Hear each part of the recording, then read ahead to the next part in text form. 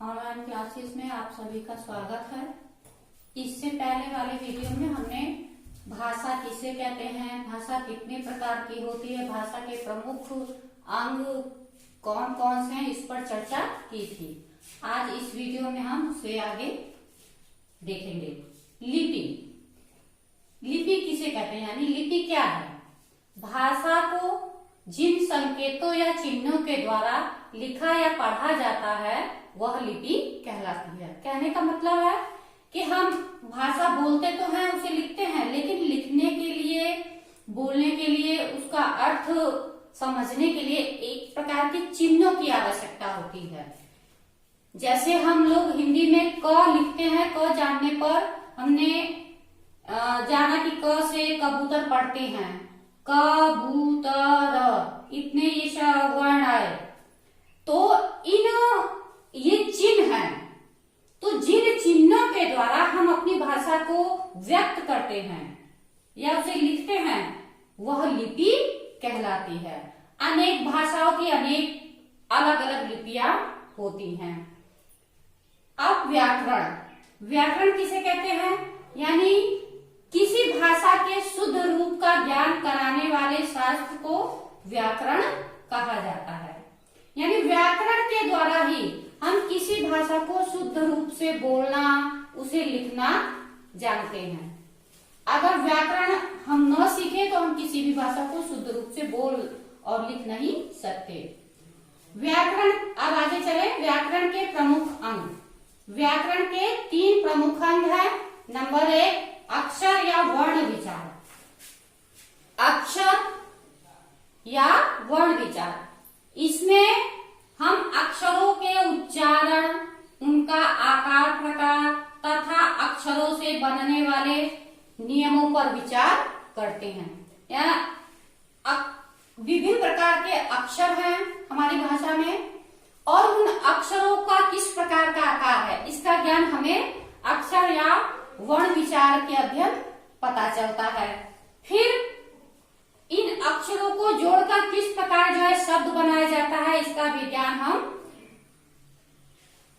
वर्ण विचार में ही करते हैं। दूसरा है शब्द विचार। इसमें शब्दों के प्रकार, कितने प्रकार के शब्द होते हैं, शब्दों को किस प्रकार से बदला जा सकता है, उनका रूप किस प्रकार परिवर्तित होता है, शब्दों का प्रयोग किस प्रकार किया जाए, शब्दों की उत्पत्ति कैसे होती है, कैसे कैसे शब्द बने हैं, इन सब का वर्णन जो है शब्द विचार में किया जाता है। तीसरा है वाक्य विचार।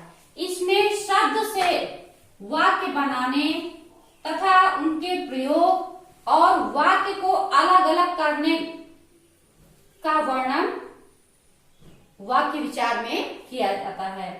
यानी कि शब्द से हम किस प्रकार वाक्यों का निर्माण करेंगे, कैसे वाक्य बनेगा, फिर उनका प्रयोग किस प्रकार करें, और हम वाक्य को अलग अलग भागों में कैसे बांटें, इन सब का जो है ज्ञान हमें वाक्य विचार में मिलता है।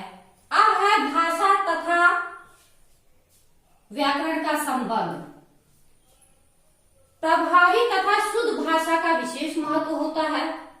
भाषा अगर शुद्ध न हो और अशुद्धि के कारण भाषा का अर्थ बदल जाता है। अगर हमें व्याकरण का ज्ञान नहीं होगा, शुद्ध व्याकरण का ज्ञान नहीं होगा, तो हम किसी भी शब्द को शुद्ध नहीं बोल पाएंगे, और शुद्ध नहीं बोल पाएंगे तो उसका अर्थ ही शब्द का बदल जाएगा। अतः भाषा को शुद्ध बनाए रखना जरूरी होता है। व्याकरण के द्वारा ही, यह व्याकरण ही है, या व्याकरण के द्वारा ही हम अपनी भाषा को शुद्ध कर सकते हैं। व्याकरण के ज्ञान के द्वारा ही हमें शुद्ध रूप से बोलना और लिखना आता है।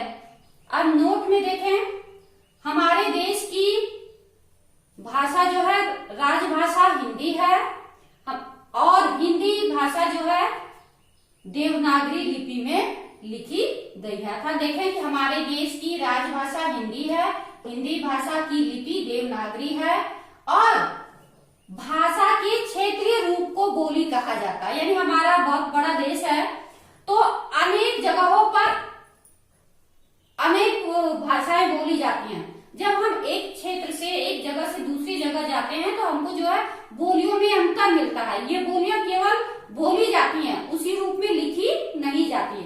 तो जो क्षेत्रों में जाने पर जो अंतर प्राप्त होता है या वो बोलियों, उनको जो है बोलियां कहा जाता है। अनेक क्षेत्रों की अलग अलग अपनी अपनी बोलियां होती हैं या लिखा नहीं जाता है। बोली भाषा में लिखी नहीं जाती, केवल बोली जाती है। लिखित रूप साहित्य ही कहलाता है, जैसे हमारी हिंदी राजभाषा हिंदी है। धन्यवाद। अब इसके आगे का वर्णन आप अगली वीडियो में देखें।